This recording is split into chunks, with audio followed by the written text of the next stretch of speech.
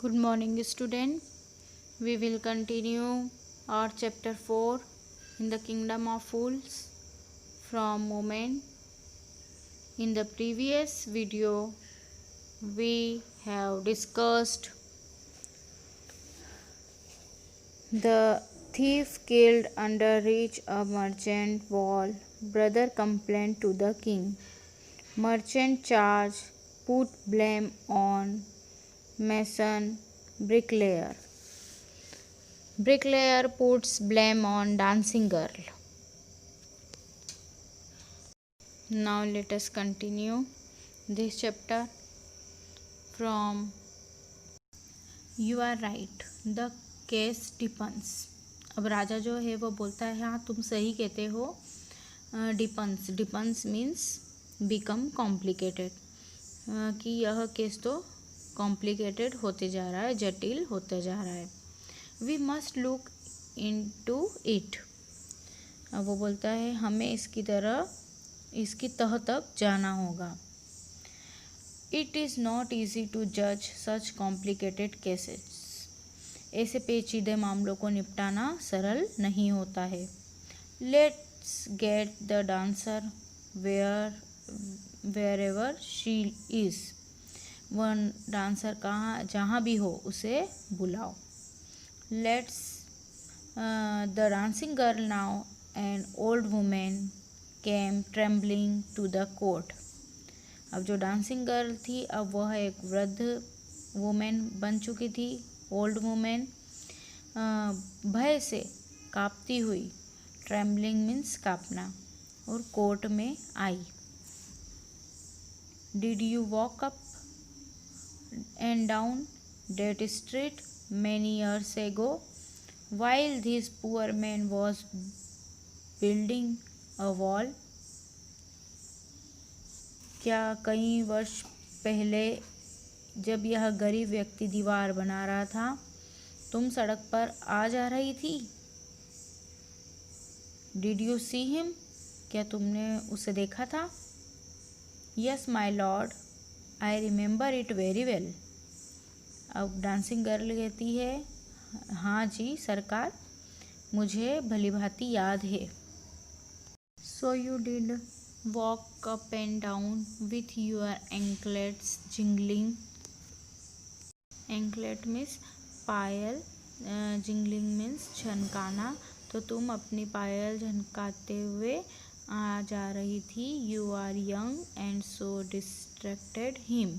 और तुम यंग भी थी, जवान भी थी, तो इस कारण तुमने उसका ध्यान काम से भटका दिया. सो ही बिल्ट अ बैड वॉल. इस कारण से उसने दीवार कच्ची बनाई. It has fallen on a poor burglar and killed him. अब उसने क्या कहा कि जो कि एक गरीब चोर पर गिर गई और उसकी जान ले ली. You have killed an innocent man. तुमने एक निरपराध व्यक्ति की हत्या की है. You will have to be punished. इस कारण से तुम्हें पनिश्ड, दंड देना पड़ेगा. She thought for a minute and said my lord wait. उसने एक मिनट के लिए सोचा और कहा कि सरकार एक मिनट रुकिए. I know now why I was walking up and down that street. मैं जानती हूँ कि मैं वहाँ पर उस गली में आना जाना क्यों कर रही थी. I had given some gold to the goldsmith to make some jewellery for me. मैंने कुछ गोल्ड स्मिथ मतलब सुनार को दे रखा था ज्वेलरी बनाने के लिए, मेरे लिए ज्वेलरी बनाने के लिए. He was a lazy स्कॉन्ड्रेल. स्कॉन्ड्रेल में मतलब होता है अ डिसऑनेस्ट पर्सन. तो वह जो था वह लेजी, आलसी था.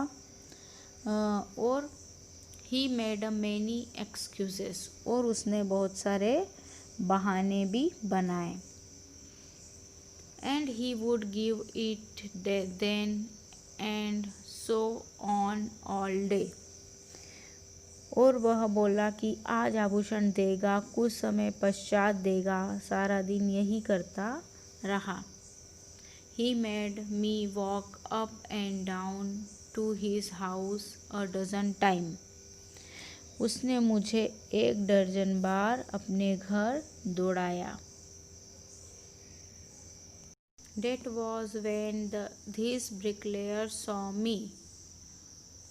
वो क्या बोल रही है कि तभी इस राज ने मुझे देखा।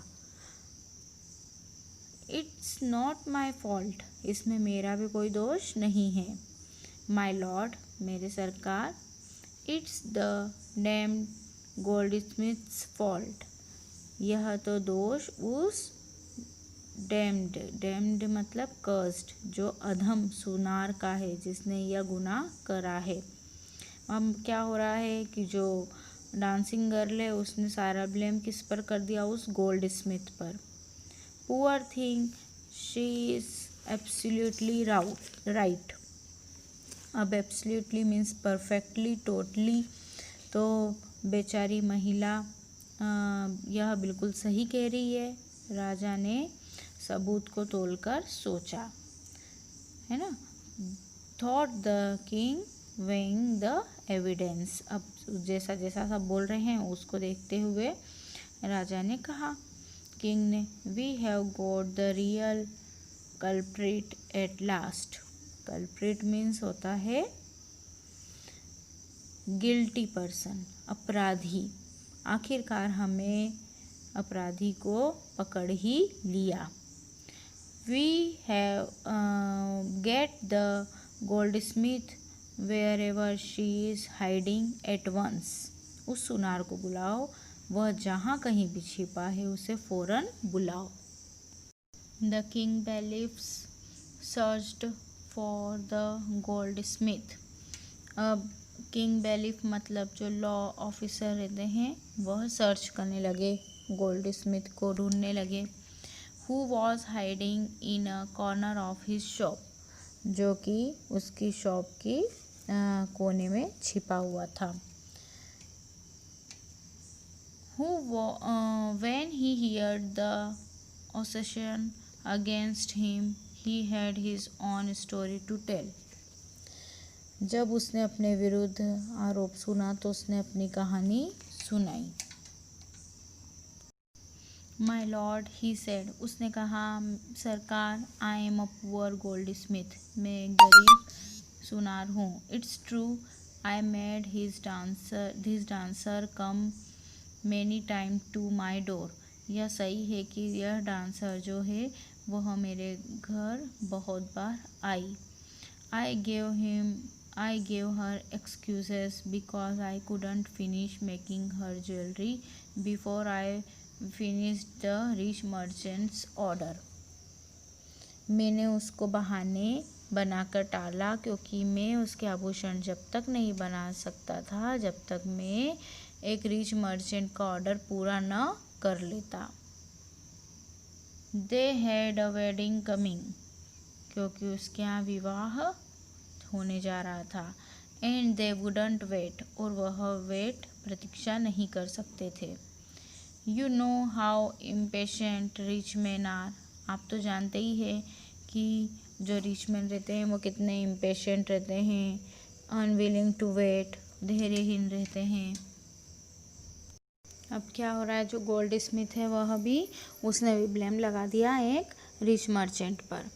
Who is this rich merchant who kept you from finishing this poor woman's jewelry, made her walk up and down, which distracted this bricklayer, which made a mess of his wall, which has now fallen on an innocent man and killed him.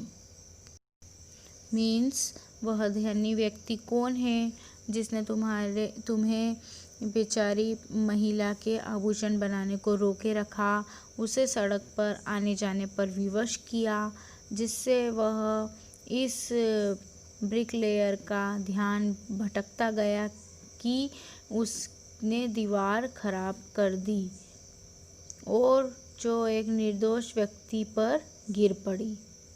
और उसके प्राण ले लिए। And killed him, can you name him, क्या तुम उसका नाम बता सकते हो? Goldsmith named the merchant, and he was none other than the original owner of the house whose wall had fallen. अब गोल्ड स्मिथ ने जैसे उस मर्चेंट का नाम बताया तो वह कोई और नहीं था, वह जो घर का जो ऑनर था, मालिक था, वही जिसके घर की छत उस पर गिरी थी। Now justice had come full circle, thought the king back to the merchant. अब न्याय अंतिम चरण पर आ पहुंचा था। राजा ने सोचा अपराधी वही व्यापारी निकला।